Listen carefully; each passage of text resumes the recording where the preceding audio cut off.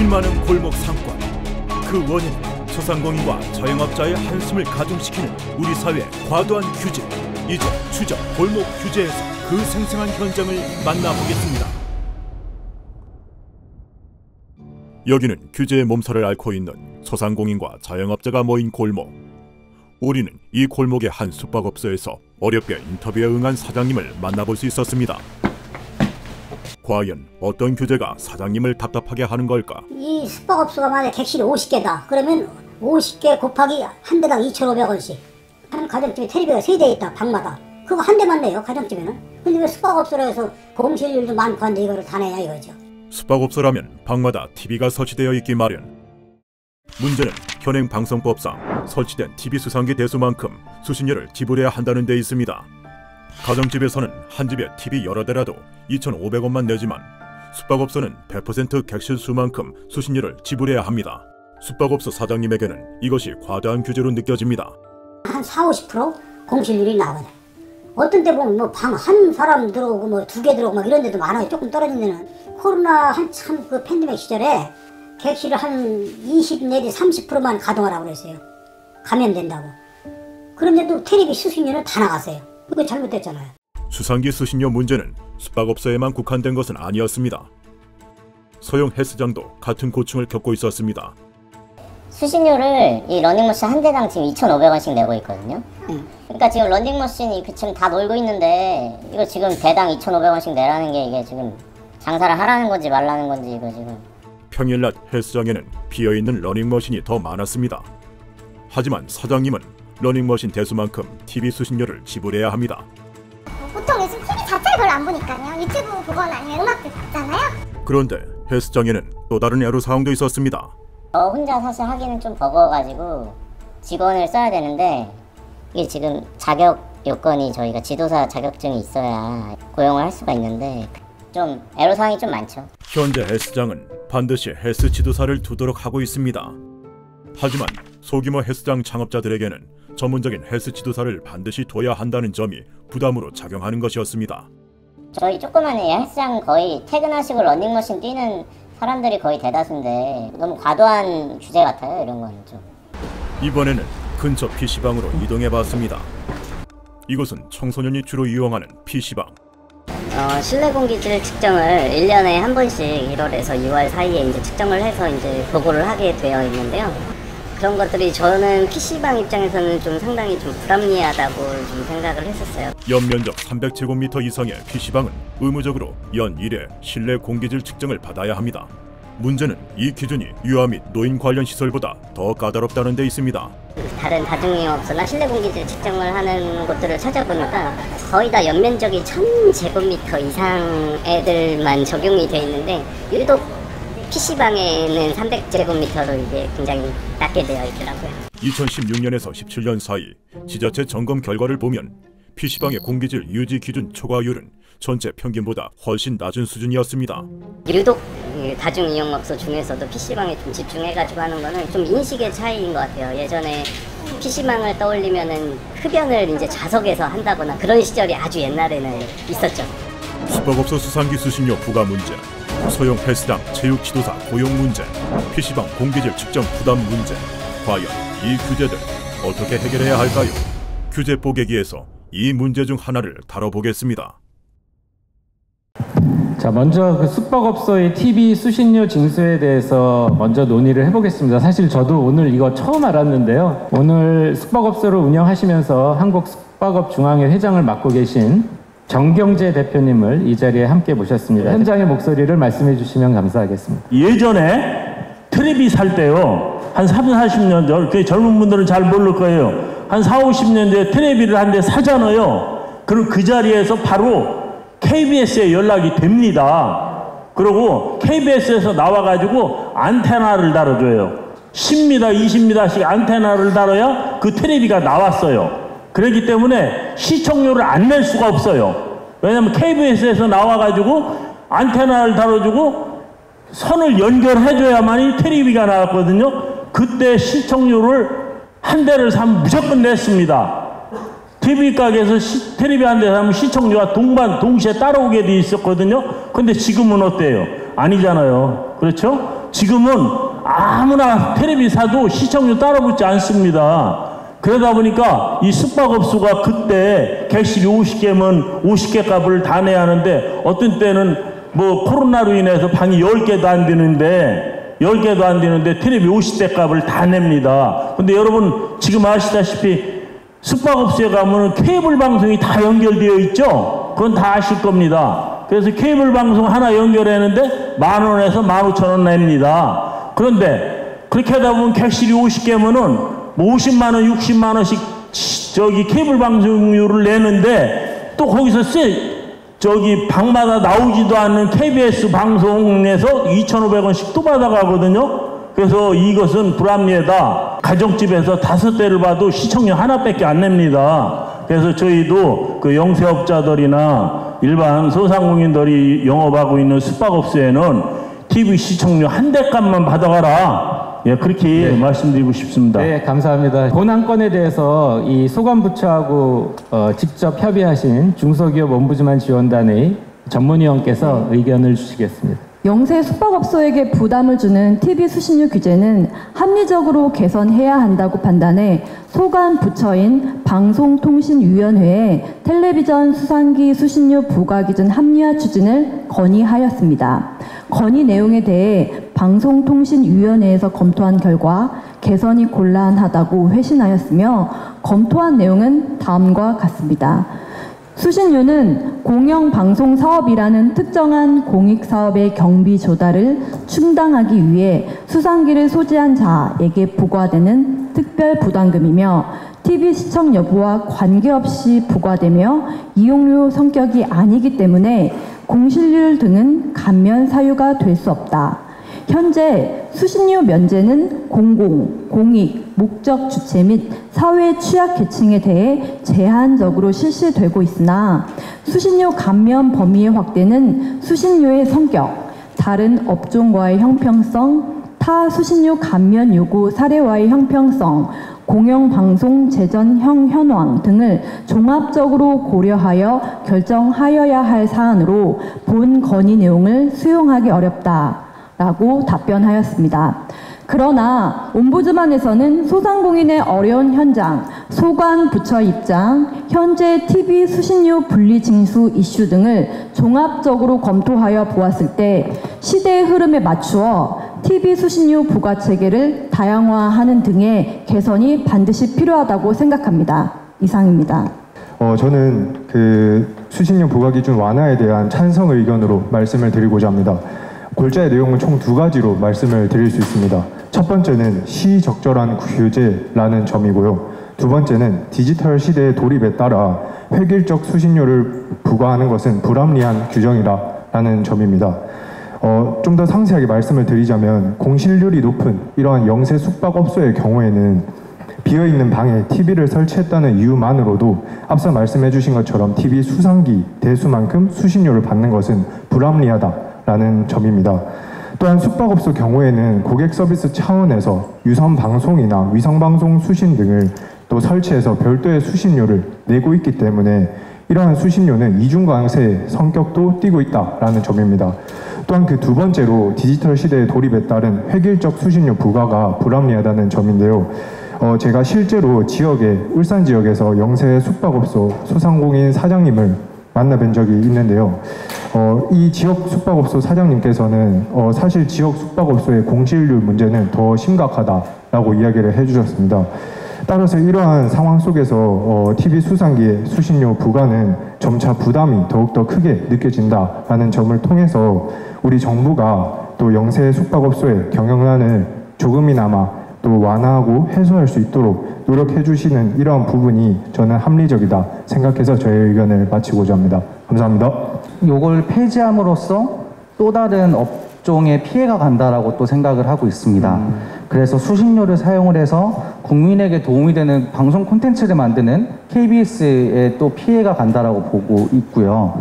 물론 장기적으로는 이 KBS가 TV 수신료를 의존하는 경영구조의 변화를 조금 먼저 선행되면 자연스럽게 이게 규제를 조금 더 완화할 수 있지 않을까라는 생각을 하고요. 그래서 구조 변화를 먼저 선행한 이후에 영세 소상공인을 위한 TV 수신료 감면을 대책을 한다던가 TV 수신료 부과체계를 다양화해서 일시적으로 단계적으로 완화를 하는 게 좋지 않을까라는 생각을 해서 우선적으로 반대 의견을 조금 드려봅니다. 네. 감사합니다. 자, 눌러주시고요. 네. 3초 뒤에 마감하도록 하겠습니다. 3, 2, 1. 네, 투표를 마감하도록 하겠습니다. 사전에 투표하신 분들은 100분이시고요. 그다음에 오늘 여기 현장에 계신 분은 모두 50분입니다. 그래서 150분의 그 의견을 합산을 해서 그 결과를 도출할 예정이고요. 차후에 국민의 의견이라는 이름으로 담당 부처, 소관 부처에 저희가 전달하도록 하겠습니다. 네, 결과 한번 보겠습니다. 네, 화면 보시죠. 오, 이게 압도적으로 찬성이 많은데요. 찬성 106, 반대 38표입니다. 그래서 국민판정단의 선택은 이 해당 규제에 대한 규제 뽀개기가 필요하다. 이렇게 결론을 내드릴 수 있을 것 같습니다. 예, 감사합니다. 그리고 오늘 지금 이 안건 이외에 그 두 가지 안건이 더 추가로 있었는데요. 사실 어떻게 보면 그 결이 좀 비슷하다고 생각이 됩니다. 그 소형 헬스장의 체육 지도사 배치 의무를 좀 완화해달라. 그 다음에 그 PC방 같은 경우에 실내 공기질 측정을 좀 완화해달라. 이제 이런 취지입니다.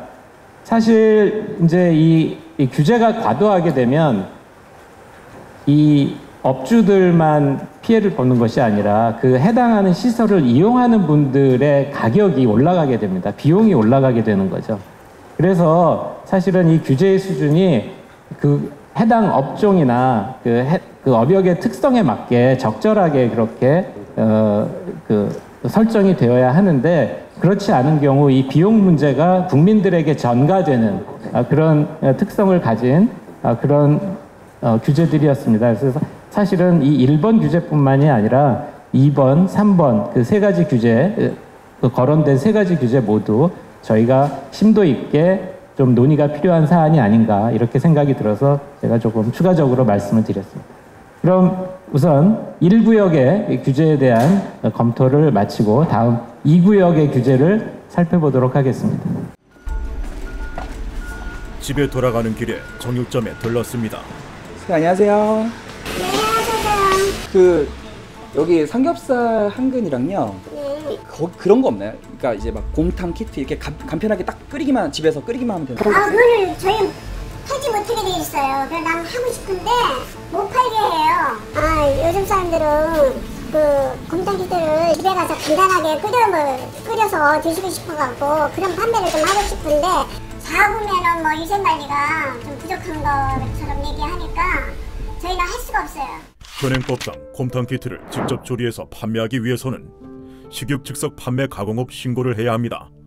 문제는 식육 즉석 판매 가공업 영업시설을 운영하기 위해서는 최소 26.4제곱미터라는 면적이 필요하다는 것입니다. 그래서 사장님은 기성품 밀키트를 판매할 수는 있지만 직접 끓여서 밀키트를 만들 수는 없었습니다. 돈가스는 되는데 왜 그건 안 되는지 조금 의문이에요. 정말 최선을 다해서 위생에 굉장히 신경을 많이 써요. 근데 우리나라는 왜 그런 걸 규제를 하는지, 우리 소상공인들이 살아남기 위해서 뭐라도 하려고 지푸라기라도 다 잡아보겠다는 그런 심정에서 하는 건데 그게 규제가 되니까 좀 답답하죠. 제작진은 자료 조사를 위해 들린 독서실에서 새로운 규제 제보를 받았습니다. 여기 어디 독서실 폐업했다 이러면 좀 마음이 아프죠. 근데 그 자리에 그 옆에 보면 또 스터디 카페가 생기더라고요. 규제를 받는 거를 덜 받는 것 같아요, 스터디 카페가. 독서실은 학원법상 학원시설에 해당해 교육청의 관리 감독을 받습니다.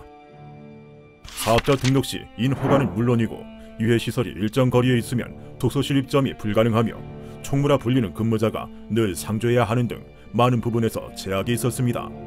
하지만 스터디 카페는 공간 임대업이나 휴게 음식점으로 분류되어 이런 제약들이 없고 이것은 형평성에 어긋난다는 주장이었습니다. 그리고 요금도 문제였습니다. 팀장님 3시간 저 공부하고 가려고 그러는데 끊을 수 있어요? 3시간은? 3시간은 안 되고요. 하루 끊으시면 하루요? 네, 1일권을 끊으셔야 돼요. 스터디 카페 같은 경우 이제 한 번에 10만 원이나 이렇게 고정적으로 끊어놓고 거기서 시간 차감을 시키는 것 같더라고요. 저희는 그냥 하루를 끊으면 몇 시간을 하든 그냥 똑같은 금액, 공익이죠. 스터디 카페를 바꿔야 되나 아니면 그냥 유지를 해가야 되냐. 취재하고 나오면서 골목을 전체적으로 한번 둘러보았습니다. 도로에 인접한 많은 가게들, 도로 조명 허가를 받은 소상공인들은 매년 도로 조명료를 내고 있었습니다. 도로 조명료라고 해서 1년에 한 번씩 세금을 내는데 보도블록 내려가 있는 데 있잖아. 이렇게 턱진데 거기 다 보내는데요. 얘가 턱이 낮잖아요, 그죠? 네. 턱이 내려갔단 말이죠. 깎였어요. 이게 하나 1m거든요. 이런 니가 깎인 만큼 여기부터 세금을 부과해서 내는 거예요. 도로 조명료는 매년 조명 면적과 개별 공시지가에 따라 산정하여 부과되고 있었습니다. 그렇기 때문에 유동 인구가 많은 지역의 영세 소상공인의 경제적 부담은 상당할 수밖에 없었습니다. 코로나 전에는 25% 해줬어요. 그때가 뭐나 지금이 사실 지금이 더 힘들거든요. 코로나 때는 어떻게나 자금의 흐름에서 돌아갔었어요. 지금 자금 흐름 안 돌아가거든요. 식육 즉석 판매 가공업 영업시설 면적 기준 문제, 도서실에 대한 학원법 적용 문제, 소상공인 도로 조명료 산정 기준 문제, 과연 이 규제들 어떻게 해결해야 할까요? 규제 뽀개기에서 이 문제 중 하나를 다뤄보겠습니다. 본 규제를 가장 먼저 세상에 알려서 공론화 시키신 분인데요. 물론 이제 화면에서 보셨겠지만 쉽게 얘기해서 이 식육 즉석 판매 가공업, 쉽게 말하면 정육점이에요. 정육점에서 그냥 뭐 생고기를 팔 때는 그런 면적 규제가 없는데 이런 이제 식육 가공된 거를 뭔가 판매하려면은 갑자기 이제 면적 규제가 들어가는 거예요. 최소 면적이 26.4제곱미터, 그러니까 쉽게 말해서 8평 정도 되는 건데요. 26.2여도 안 됩니다. 26.4를 넘겨야 되는 거예요. 근데 이제 정육점 가보시면은 뭐 돼지고기, 소고기 각 부위별로 팔고 있거든요. 뭐 심지어 이제 버릴 게 없죠. 뭐 발은 또 족발 먹고 머리는 또 머릿고기로 먹고 뼈가 남으니까 이제 곰국을 끓여서 이제 판매하는 곳도 많은데 그 이제 사실 정육점이 굉장히 영세한 곳들이 많습니다. 그러다 보니까 버릴 게 없으니까 이것마저도 뭐 뼈를 팔 수 있지만 뼈를 파는 것보다 쉽게 이제 끓여서 좀 아예 요즘 또 귀찮잖아요. 집에서 이제 요즘에 뭐 밀키트로 해 먹기도 하고 하니까 아예 곰탕이 끓여져 있는 거를 사서 먹으면 집에서 데피기만 하면 되니까 그렇게 하시는 분들이 많은데 문제는 이 곰탕이요 굉장히 애매한 기준으로 식육 가공업에 들어가다 보니까 그러면 이 8평을 넘겨야만 팔 수가 있는 거예요. 근데 제가 그래서 이 8평은 대체 무슨 기준이냐 하고 이제 여기가 이제 식품의약품안전처 담당이거든요. 그때 취재할 때 이제 반론을 들어야 되니까 여쭤봤더니 뭐 정육점이라는 업종의 특성상 신선도가 필요하다는 거예요. 그렇기 때문에 8평 정도 사이즈는 돼야 이게 이제 옆에서 한쪽에서 불을 떼더라도 고기가 더 신선합니다. 뭐 이렇게 하길래 그럼 8평이라는 과학적 기준이 뭐냐 했더니 그냥 어림잡아서 그 정도는 돼야 한다. 이렇게 해도 더 애매모호하게 답변을 하는 거예요. 그러니까 사실 과학적인 명쾌한 기준은 없습니다. 이거에 대해서. 어쨌든 그런 식으로 따져봤을 때 근데 진짜 제가 이제 정육점을 다녀보면요. 이런 게 있어요. 이게 8평이 영업장 기준이거든요. 그 영업장이라는 거는 그 실제 그 판매하는 그 업장이 면적이라는 거고 정육점들 다녀보니까 그 안에 약간 그 안채처럼 이 정육점 그 시설물 외에도 그 안에 보면은 뭐 낮잠도 잘 수 있고 뭐 이렇게 그럴 수 있는 방이 조그맣게 있어요. 그런 시설들을 갖춘 데가 많은데 이 관할구청이나 이런 데서는 거기는 또 영업장 면적에 치지 않습니다. 그렇기 때문에 보통 곰국 끓이는 분들이 그 안에서 이렇게 불에서 끓여서 가져와서 파는 분들이 많은데 이거는 당국에서는 이건 용납할 수 없다는 거예요. 왜냐하면 사업장이 아니란 이유 때문이죠. 어쨌든 현장은 그렇게 한데 너무 이 법의 잣대가 그 규제의 잣대가 너무 좀 엄격하다. 이래서 좀 단속이 심한 그 관할구청에서는 좀 되게 세게 과태료 부과하기도 하고요. 어쨌든 그런 현실인데, 근데 요즘 보면은 뭐 전기 중탕기도 있고 상당히 좀 다양한 그 설비가 나왔거든요. 어쨌든 그런 차원에서 볼 때 이 면적 기준이라는 게 과연 좀 요즘 시대에 맞는 건지 좀 의문이 있고요. 어쨌든 그런 차원에서 이게 정말 문제가 된다면은 한번 규제를 풀어보고 이런 걸 한번 좀 뭐 위생 검사를 해봤을 때 문제가 생기면은 바로 제재를 가할 수 있는데 사실 그런 방법은 하지 않고 무조건 면적으로만 올가매는 건 이건 옳지 않다. 그래서 제가 이렇게 좀 문제를 제기한 바입니다. 네, 감사합니다. 네, 옴부즈만 지원단 진영훈 사무관입니다. 식육 직송 판매 가공업은 식육 포장육을 판매하면서 동일한 장소에서 식육 가공품을 직접 만들거나 나누어 판매할 수 있는 영업으로 식육 판매업과 식육 가공업이 혼합된 영업입니다. 영업의 종류에 따라 개별 시설 기준을 정하고 있는데요. 최영창 기자님이 말씀하신 것처럼 식육 직접 판매 가공업은 영업장의 면적이 26.4제곱미터, 8평 이상이어야 한다라고 규정하고 있습니다. 이러한 면적 제한으로 인해 소상공인의 창업이 어렵다는 현장 의견이 지속 제기되었는데요. 이에 대한 개선을 식품의약품안전처에 건의하였습니다. 결론부터 말씀드리면 식약처는 수용하기 어렵다는 입장입니다. 그 이유는 크게 세 가지입니다. 첫째, 영업장 면적 기준은 열처리 공정이 있는 식육 가공품에만 적용된다는 것입니다. 식육 즉석 판매 가공을 허가받은 사업주의 대부분이 취급하고 있는 양념육, 돈가스, 햄버거 패티 등 비열처리 공정의 제품은 영업장 면적 기준이 적용되지 않습니다.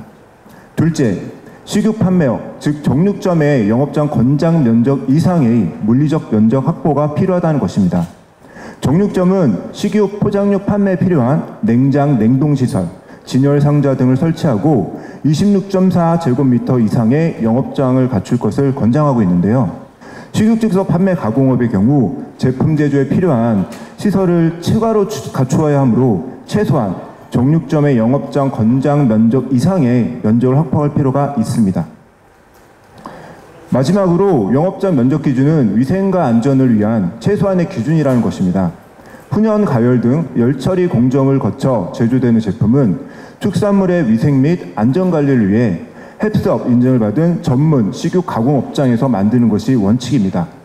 이러한 원칙에서 예외적으로 소비자의 편의와 영업 활성화를 위해 2013년 식육 즉석 판매 가공업을 신설하여 식육을 판매하면서 식육 가공품을 만들 수 있도록 허용한 것인데요. 최소한의 면적 기준을 통해 일정 시설을 갖추어 충분히 위생적이고 안전하게 축산물을 생산토록 하기 위한 것입니다. 이러한 식약처 검토 의견에 대해 옴부즈만에서는 소상공인의 창업 활성화와 식육 가공 산업의 발전을 위해서라도 26.4제곱미터라는 획일적 면적 규제보다는 영업장의 위생과 안전을 실질적으로 확보할 수 있는 기준을 마련하는 것이 필요하다고 생각합니다. 해외 사례를 보더라도 프랑스, 독일 등 유럽 주요 국가에서는 20제곱미터, 6평의 소형 정육점에서도 소시지 등의 제품을 만들어서 판매하고 있습니다. 이상입니다. 이 규제는 좀 개선이 필요하겠다. 이거 8평은 너무 획일적이다. 뭐 이런 의견, 네. 의견 부탁드리겠습니다. 저는 기본적으로 규제 포기가 필요하다고 생각하는 것이 이 두 가지 정도 크게 이유가 있습니다. 첫 번째는 그 규정에 보면 예외 규정이 있어요.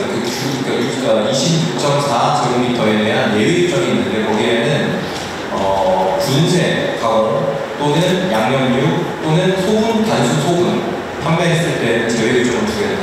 근데 이렇게 하면 좀 애매한 부분들이 많아서 그 사업을 하시는 분들이나 고객분들도 마찬가지고 그렇기 때문에 이런 것들 예외 규정을 줄 바에는 차라리 아예 깨끗하게 완화하자. 영업장 규모 제한은 아예 없애거나 아니면은 좀 6평이든 7평이든 기존 8평에서 완화하는 쪽으로 갔으면 좋겠다는 거고, 두 번째 이유는 이 시장 자체가 진입하기 어려운 걸로 알고 있어요. 정보가 좀 어렵고, 정보를 접하기가 좀 어렵고, 진입하기가 어렵고, 그리고 기존에 이미 사업을 하시는 분들이 공고하게 사업을 유지해오는 그런 성격이 있다고 저는 판단이 되는데, 이런 신규 진입자들이 굉장히 진입하기가 어려워지고, 근데 자유경쟁이 안 되기 때문에 자유경쟁이 안 되면 어떤 부당한 소비자에게 골고루 돌아간다라고, 오히려 안 좋은 효과가 돌아간다고 생각을 해서 규제가 좀 이루어졌으면 좋겠다. 마지막으로는 영업 실제로 하시는 분들, 소상공인분들 보면은 가장 힘든 게 뭐냐라고 하시면 예외 없이 거의 임차료입니다. 임대료.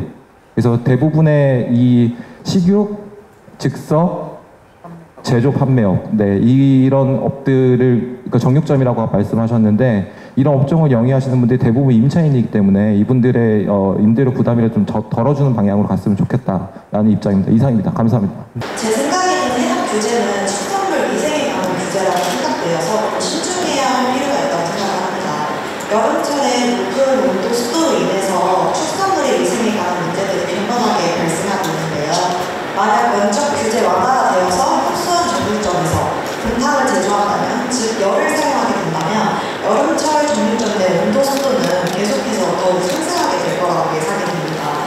이 상황에서 적정 수준의 온도와 습도를 매장을 관리하기는 더욱 힘들어질 것이고, 이는 축산물 부패와 식중독, 사고도 이어질 수 있다고 생각합니다.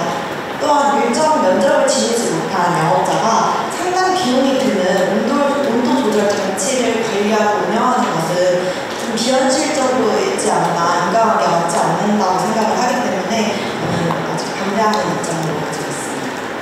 OX8 한번 들어주시죠. 네, 여러 생각 들어주세요. 자, 마감하겠습니다. 3, 2, 1 투표를 마무리합니다. 네, 찬성이 94, 반대가 51입니다. 이 현장에 계신 분들은 이렇게까지 차이가 나지 않으셨는데 아마 사전에 자료를 보고 판단하신 분들은 찬성 의견이 조금 더 많으셨던 것 같습니다. 제작진 한 명이 갑자기 소화불량을 호소하기 시작했습니다. 지금 약국 열었어요? 제가 일단 편의점을 검색해 볼게요. 현재 안전상비약의 경우 약국뿐만 아니라 편의점에서도 구할 수 있습니다. 급하게 편의점을 찾은 제작진. 뭐 소화제 이런 거 있어요? 없습니다. 소화제 없어요. 그 상비약이나 이런 거 되지 않나요? 24시간 사람이 상주하는 점포에서만 이게 판매가 가능한 걸로 제가 알고 있습니다. 아, 여기는 24시간이 아니에요? 네, 저희는 새벽에는 무인 점포로 운영이 돼가지고 그거를 팔 수가 없어요. 현행약사법 제44조의 2에는 안전상비의약품 판매 자격에 대해 규정하고 있는데 제2항에 24시간 연중 무휴 점포를 가진 자라고 되어 있습니다. 한마디로 현재 안전상비약을 팔려면 24시간 연중 무휴여야 한다는 겁니다. 저도 솔직히 이해는 안 가죠. 저희도 손님들이 약을 찾으시는 분들이 많이 오시긴 하는데 항상 그런 식으로 설명을 드려도 손님들도 이해를 못 하시는 반응이고요. 다음날 제작진은 골목에서 눈썹 문신을 잘한다는 한 눈썹 장인을 소개받을 수 있었습니다. 현재 눈썹 문신뿐만 아니라 반영구 화장, 타투는 비의료인들 사이에서 공공연하게 시술되고 있었지만 이는 현행법상 불법. 근데 웬만한 사람은 다 한다고 보시면 돼요. 지금 안 하는 사람은 안 하신 분들 찾기가 어려울걸요? 반영구 같은 경우에는 의료행위가 아니라는 그 선고가 또 법원에서 나왔다는 좋은 소식도 있더라고요. 2023년 8월 반영구 화장 시술로 인한 의료법 위반 혐의로 기소된 A씨에 대해 항소심 법원은 무죄를 선고했습니다. 반영구라는 게 국세청에서는 어쨌든 세금 신고를 할 수 있게끔 항목이 생겼거든요. 근데 사실상 신고를 못하죠. 왜? 불법이니까. 그러다 보니까는 이게 탈세가 되는 거예요. 신고를 하고 싶어도 못하는 상황인 거죠. 여기는 수제 맥주 제조사. 이것도 규제로 고충을 호소하고 있었습니다. 맥주 쪽은 온라인 판매가 안 되고 있고요. 소비자가 직접 소통할 수 있는 공간이 필요한데 이게 온라인이 막혀있는 상태에서는 그런 부분들을 좀 보여주기가 어렵습니다. 큰 양주장들과는 다르게 영업력에서 조금 이제 경쟁력이 떨어지는 상황이긴 하죠. 그런데 수제 맥주 제조 회사에게는 온라인 판매 규제 외에도 또 다른 애로사항이 있었습니다. 전 세계가 다 통용되는 재료를 쓰고 싶은데 우리나라는 법이 미국이랑 달라서 미국은 이거 안 되고 나머지는 다 넣을 수 있어 이거고요. 우리나라는 이건 되는데 명시하지 않은 건 안 돼요. 현재 규제법상 맥주의 첨가 재료는 발화된 맥류, 홉, 물 외에는 대통령령으로 정하는 재료로 제한이 되어 있습니다. 문제는 이런 재료 규제가 해외에서 통용되는 기준보다 훨씬 까다로워 경쟁이 힘들다는 것입니다. 그런 재료를 써서 만든 맥주가 전 세계적으로 인기가 있어요. 근데 우리나라는 그러면 수출을 못해요. 안전상비약 판매자 등록 요건 문제, 미용 목적의 문신 시술 행위 규제 문제, 수제 맥주 온라인 판매 규제, 제조 재료 허용 품목 확대 문제. 규제 뽀개기에서 이 문제 중 하나를 다뤄보겠습니다. 네, 안녕하십니까. 저는 용산구에서 편의점을 운영하고 있는 한 점주고요. 이게 이제 예전에는 편의점이 거의 무조건 24시간 운영을 하다 보니까 거의 편의점에서도 상비약을 판다, 이게 거의 그냥 기정사실화가 되어 있었습니다. 근데 요즘은 아무래도 인건비도 최저시급이 많이 올라서 인건비도 많이 오르고, 그래서 편의점들도 24시간 운영을 안 하고 야간에는 무인 점포거나 아예 운영을 안 하는 하이브리드 운영을 하고 있는데, 이제 그렇게 되면은 상비약을 팔 수가 없게 돼요. 지금 규제로 막혀 있습니다. 근데 그러면은 이제 근처에 약국이 없고 편의점만 하나 있는 동네에서 사시는 분들이 상비약을 구하러 빨리 급하게 필요할 때 엄청 멀리 있는 24시간 운영하는 편의점까지 가거나 그런 일이 생긴다는 거죠. 그래서 이제 그 국민들의 안전과 편의성을 위해서 이거는 이제 좀 규제를 완화했으면 좋겠다라는 게 저의 생각입니다. 소관부처와 협의한 내용을 말씀해 주시도록 하겠습니다. 국민의 의약품 접근성 개선과 소상공인의 영업부담 경감을 위해 옴부ds만은 보건복지부에 안전상비약 판매자 등록 요건 완화를 건의했습니다. 이에 그 보건복지부는 수용이 곤란하다는 입장을 알려왔는데요. 그 검토한 내용 다음과 같습니다. 의약품은 사람의 생명 건강과 직결되어 사용의 편의성보다는 건강에 미치는 영향을 우선해야 한다는 의견이었습니다. 의약품은 전문가가 취급해야 하는 것이 원칙이라고 하며 안전상비약은 약국이 문을 닫는 긴급한 상황에서 예외적으로 허용된 것이라고 하였습니다. 취약 시간에 구할 수 있어야 한다는 제도 취지로 볼 때 24시간 운영 요건은 필요하다고 하였습니다. 그리고 안전상비약은 판매자를 통해 잘 관리될 수 있어야 한다고 하였는데 안전상비약 판매자는 보관, 판매의 1년 절차를 24시간 책임지고 관리해야 한다고 하였습니다.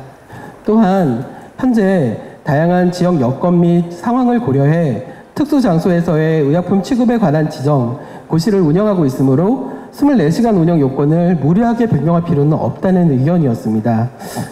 이런 보건복지부의 검토 의견에 대해 옴부즈만의 의견을 말씀드리도록 하겠습니다.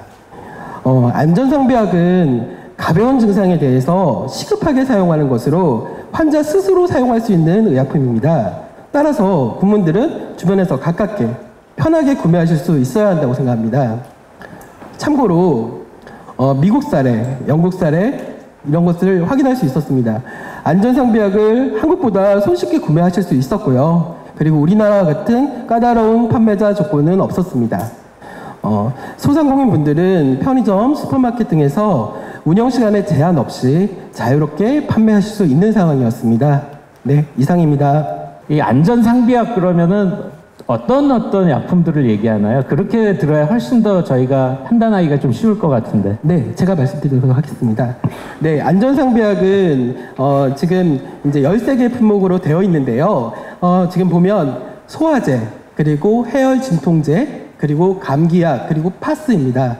13개 품목이라는 아주 좁은 범위에서만 허용된 것이고 또 품목 자체도 성분 함량, 뭐 제형이라든지 이런 것들을 좀 안전한 약이다 이렇게 해서 이제 허용된 약이라고 보시면 될 것 같습니다. 그래서 타이레놀, 뭐 이제 배아제, 신신파프 뭐 그런 거라고 생각하시면 될 것 같습니다. PPL 아니죠? 죄송합니다.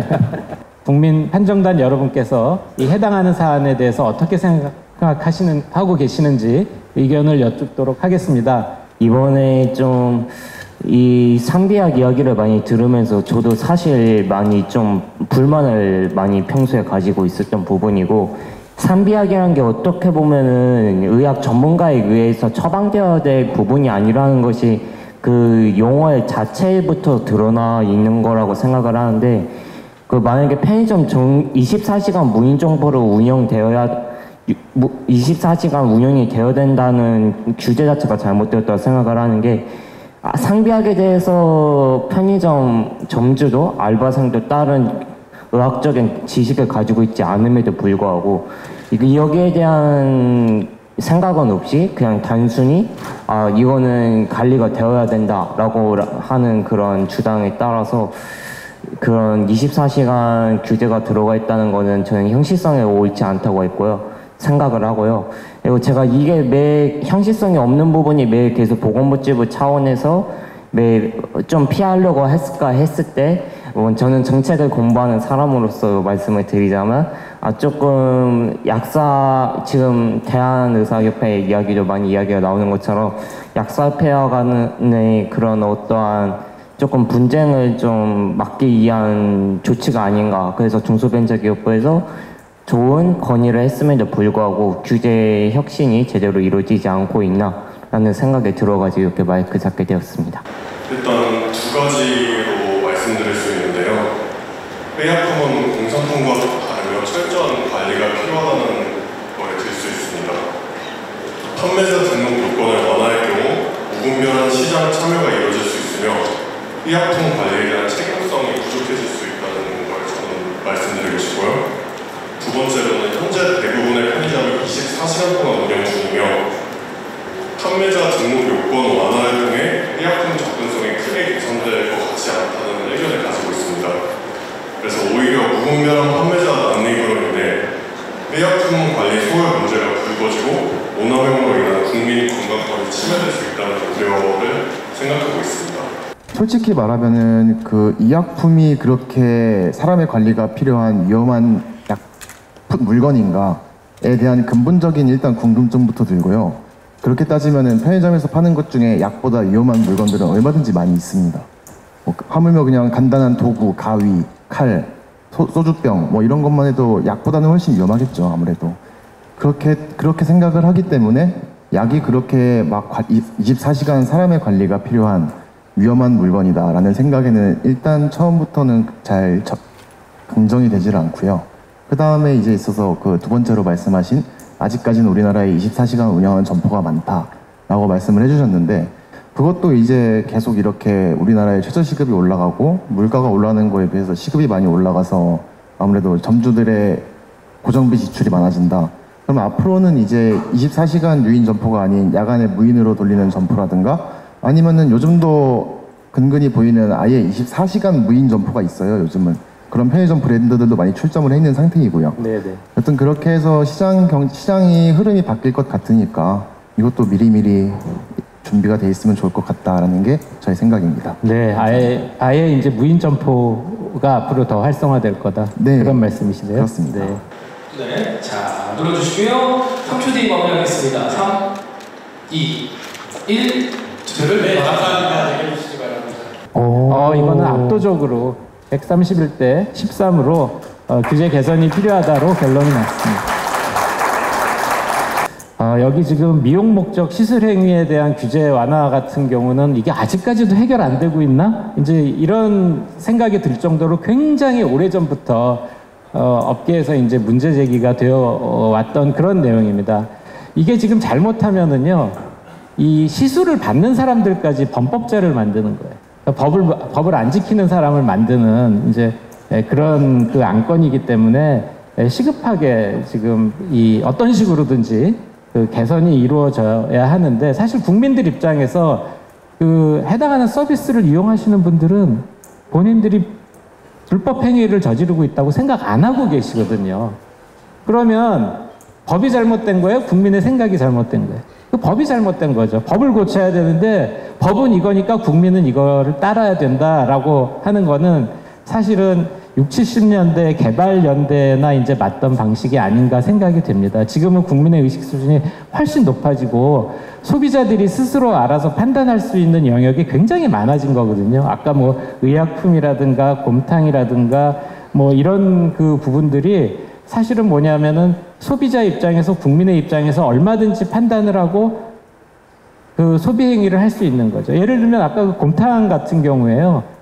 지금 그 지역에 있는 정육점에서 그 곰탕을 이제 만들어서 파는 거잖아요. 그러니까 제가 늘 이용하는 제 단골 정육점에서 그거를 사다가 먹는 거지, 어디 먼 데 있는 집에 가서 한번 곰탕 사다 먹는 게 아니에요. 그러면 그 정육점 주인 입장에서 보면 그 동네에서 계속 영업하고 장사하고 그 주민들과 관계를 좋게 해야 이분들이 마트 안 가고 대형마트 안 가고 그 다음에 뭐 쿠팡으로 안 시켜 먹고 즉석에서 만든 우리 동네 식품을 먹을 거 아니에요. 그러니까 이분들이 누구보다도 훨씬 더 이 해당하는 제품, 서비스의 품질 관리에 더 노력하실 거라는 거죠. 그리고 우리는 그거를 확인할 수 있는 만큼의 소비자 의식 수준이 훨씬 지금 높아진 상태이기 때문에 국가가, 정부가 너무 국민들 보호하려고 애쓰는 거 물론 감사한 일이기는 하나 너무 과도하면 그게 약보다 독이 된다. 저는 기본적인 관점은 그렇습니다만 하여튼 오늘 그 국민들의 어떤 판단도 저하고 크게 다르지 않지 않나 이런 생각이 들어서 제가 그냥 감히 시나리오에 없는데 조금 말씀을 드렸습니다. 다양한 의견을 모아주신 우리 세 분의 건의자분들, 국민판정단 여러분들, 제가 그 사회자 토론회 진행자로서 감사 인사드리고요. 오늘 중소벤처기업부와 또 국민통합위원회 위원장님까지 오셨는데요. 이 소상공인 중소기업의 애로에 귀 기울여 주시고 또 한데 모인 오늘의 의견들을 갈등 없이 지혜롭게 해소할 수 있도록 노력해 주시기를 기대하겠습니다. 이런 그 규제 혁신의 과정들이 또 보다 체계화되고 우리 사회가 당면한 여러 문제를 해결하는 데 기여할 수 있었으면 좋겠다 하는 국민 한 사람의 바람을 마지막으로 인사드리도록 하겠습니다. 끝으로 이번 행사 준비에 애써주신 중소벤처기업부 옴부즈만 지원단의 관계자 여러분들께도 감사 인사드리겠습니다. 감사합니다. 수고하셨습니다. 감사합니다. 네.